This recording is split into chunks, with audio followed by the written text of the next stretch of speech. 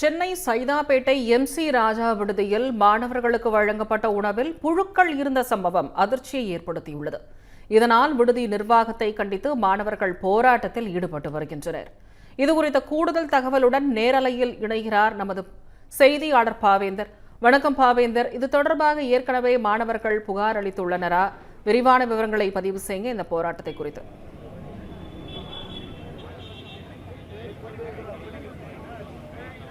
வணக்கம் திவ்யா. நாம் இருக்கக்கூடிய பகுதி பார்த்தீங்கன்னா தமிழ்நாடு அரசு தற்போது திறந்து வைத்திருக்கக்கூடிய சோசியல் ஜஸ்டிஸ் ஹாஸ்டலில் தான் நம்ம நிற்கிறோம். இது எம்.சி. ராஜா விடுதின்னு சொல்லுவாங்க. சைதாப்பேட்டையில் இருக்கக்கூடிய மிக பிரபலமான விடுதிகளில் இது ஒன்று. வரலாறு மிக்க ஒரு விடுதி. கிட்டத்தட்ட 60 ஆண்டுகள் இருக்கக்கூடிய ஒரு விடுதி. இதன் மூலமாக 25,000த்திற்கும் மேற்பட்ட மாணவர்கள் பெருமளவில் பயனடைந்து வரக்கூடிய சூழல் நம்மால் பார்க்க முடிகிறது. கிட்டத்தட்ட இந்த விடுதியை பார்த்தீங்கன்னா ஏப்ரல் 14ஆம் தேதி 2025ஆம் ஆண்டு தமிழ்நாடு முதலமைச்சர் அவர்களால் திறந்து வைக்கப்பட்டது. இது பார்த்தீங்கன்னா 44 கோடியே 50 லட்சம் செலவில் கட்டப்பட்ட ஒரு மிகப்பெரிய விடுதி. கிட்டத்தட்ட 10 தளங்களை கொண்ட மிகப்பெரிய விடுதி. இதில் 481 மாணவர்கள் படிக்கக்கூடிய அளவிற்கு தங்கி இருக்கக்கூடிய அளவிற்கு இந்த விடுதியானது கட்டமைப்பு செய்யப்படக்கூடியது. இந்த சூழலில் தான் இந்த பகுதிகளில் இருக்கக்கூடிய மாணவர்களுக்கு தினந்தோறும் சாப்பிடும்போது சாப்பாட்டில் பிரச்சனை இருப்பதாகவும், குறிப்பாக அந்த கழிவறை செல்லும் போது கழிவறை சுத்தமாக இல்லாத ஒரு சூழல் ஏற்பட்டிருக்கு. இதனை பலமுறை விடுதி நிர்வாகத்துக்கு மாணவர்கள் தெரிவிச்சிருக்காங்க. இருப்பினும் அதனை எதுவுமே காதில் வாங்கி கொள்ளாத விடுதி நிர்வாகம் தொடர்ந்து இன்னல்களுக்கு சந்தித்து வந்திருக்காங்க.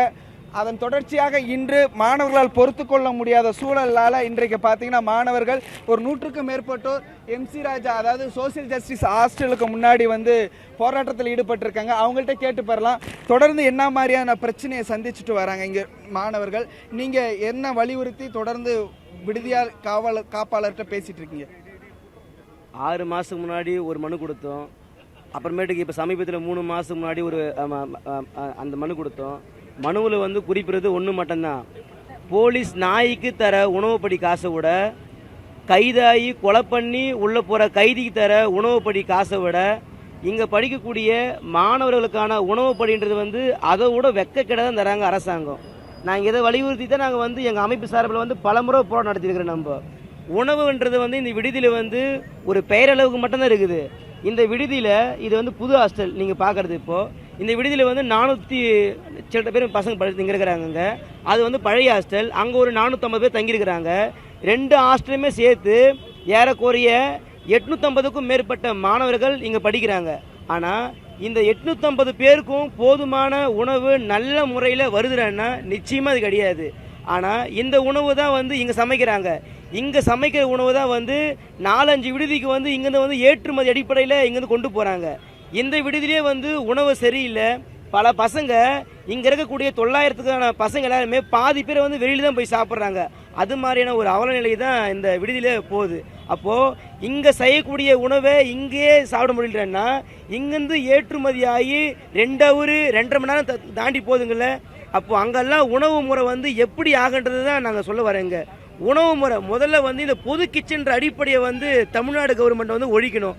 அந்தந்த விடுதிக்குள்ள அந்தந்த உணவு முறையை அங்கேயே தயாரிக்கிறன்றது தான் எங்களுடைய கோரிக்கை. இந்த கோரிக்கை நாங்கள் பலமுறை வலியுறுத்திட்டோம். 2வது 900 பேர் படிக்கக்கூடிய இந்த விடுதியில் போதுமான அடிப்படையிலே ஒரு விளையாட்டு பொருள் கிடையாது. பொதுவாக சொல்லுவாங்க எல்லாருமே, பசங்க சரியில்லை, பசங்க அதை பண்ணுறாங்க இதை பண்ணுறாங்க கஞ்சா போதும் சொல்லுவாங்க.